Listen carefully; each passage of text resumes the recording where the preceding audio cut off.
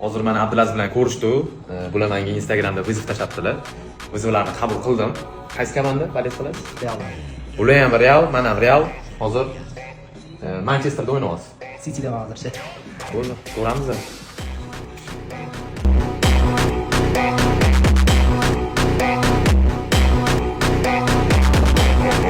Bizda ikkinchi o'yin ketyapti. Birinchi o'yin Real bilan Manchester City o'ynadi.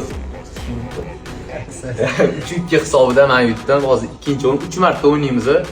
Ko'ramiz. Shu hozir agar yutsangiz, finalning bo'ladi. Agar hozir men yutsam, o'sha 2 marta boshladim.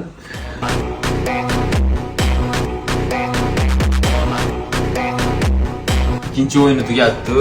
Hisob 6-1 yutqazdim. Manchester City'ni tanladim. Realga Real o'ynaymizmi? O'zi eng kuchlisi FIFAda Realda.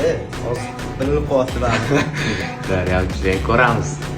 Oxirgi reshash o'yin.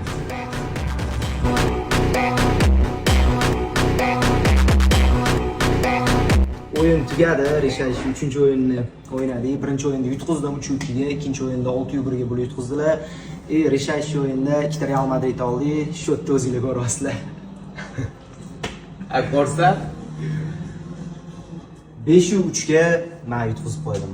Aka haqiqatda kuchli o'ynarkanlar. O'sha kemasimdan oldin aytishuvdi, yutqizib qo'yasiz aka, bormang deyishuvdi, lekin gap yo'q. O'yingiz zo'r. 6-1 ga yutib qo'ydilar ikkinchi o'yin. Men o'sha 3-chi o'yin o'ylanib qoldim.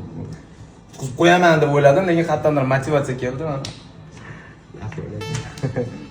Keyingi odam kim bo'lishini xohlaysizlar? Kim bilan futbol o'ynashni xohlaysizlar? O'sha yoqtirgan blogerlar bo'lsa, atmetga qilaylik, storyga chaqiramiz. Lekin yutish qiyin ekan haqiqatda.